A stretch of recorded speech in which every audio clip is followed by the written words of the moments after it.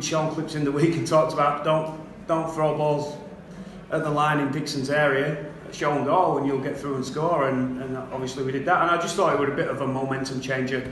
And I thought we really lost our way for 15-20 minutes, but we stuck together and got it back. So I think defensively, to keep them to nil at half time, come up with some great last-ditch try-saving efforts, and the way we finished the game defensively, I thought were pretty good. But I thought attack-wise, despite scoring 36 points, 3 tries in each half, I don't think we executed what we planned to do. I thought we got really within ourselves, played a lot of pretty average one-out football, and got a lot of anxiety about what we were doing. We really lost our flow, but we got it back. You know, we got it back and finished quite strongly and carved a couple of opportunities out that we should have put away. But I'm going to say tough game, tough pitch at time.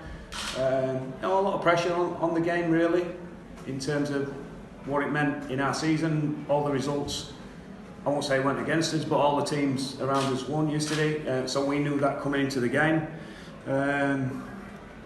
So I'm highly delighted that the boys stuck together and came through it. Performance-wise, a lot to improve on, and very, very scruffy for long periods, particularly with the ball. But commitment and defensive effort, I thought were brilliant.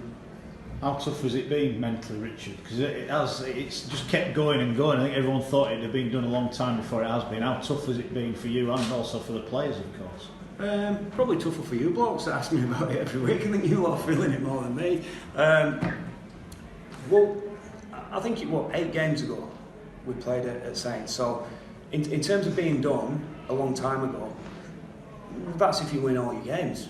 But the reality is over, I think, 14 games when I took over. The reality is, we'd won 4 from 14, and all of a sudden you're not going to turn it round and win 12 out of 14. I think the record, take the middle 8s out of it, I think the record over the previous 2 years, pretty low in terms of Super League victories. So, there's just not going to be an overnight change. We always said pulling together, and it wasn't going to be an overnight fix. But St Helens away, we were pretty disappointed with his performance. We said there were 10 games to go, and I think our talk in the changing rooms, we saw enough signs and positivity that we felt we could have this done in 6, maybe 7 weeks, 6, maybe 7 games, regardless of anybody else. We've done it in 8. So there's a little bit of slack in there, and a couple of opportunities missed, and everybody else has won plenty of games to keep it a real battle, haven't they?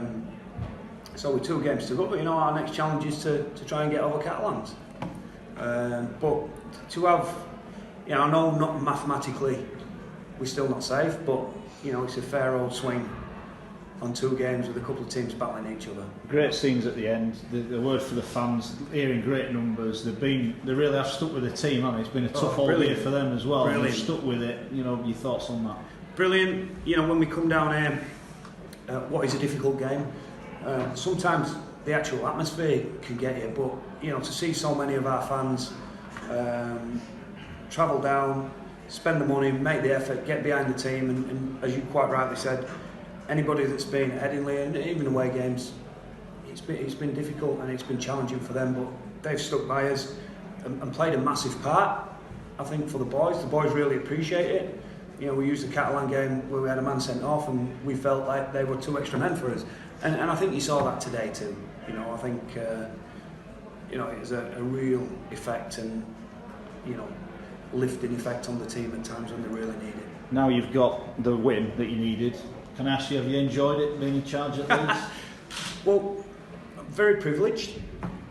I've worked in the game a long time, and I like working in the game. So I'm very, I always come to work knowing that I'm in a privileged position to be earning a living from Rugby League, because I love the game. I've loved the game since I was a kid. So having a role and be able to earn a living from the sport that I love is, very, very privileged to coach a club like this. And it's always, again, it's a very privileged position, and one that I'm proud and honoured that the club felt in a tough spot I could help, help try and stabilise it really. So have I enjoyed it? That's for you work hard, and as I always say to everyone else, it's better than working for a living.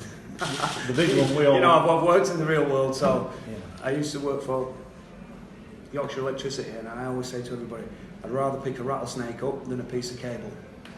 Fair enough. The big one, I guess we all want to know now, if you got offered the job, would you take it? Well, you bear in mind, the game finished about 15 minutes ago. I've not had a chance to sit down with Gary or Kev, so look, all them things, I've said all along, all those things will look after themselves. It was, I guess, a real surprise with what happened with Dave and the position that we found ourselves in. My sole focus has just been trying to get the team to play every week, and I've said all along, I just felt a distraction about my own position would be a distraction for me and a distraction for the team. We'll sit down and have a chat with them, and I respect whatever they want to go. I've said all along, it's a great job, some real potential in it, one of the biggest jobs in the game, and in this short time I've been unbelievably honoured and privileged to be in the position.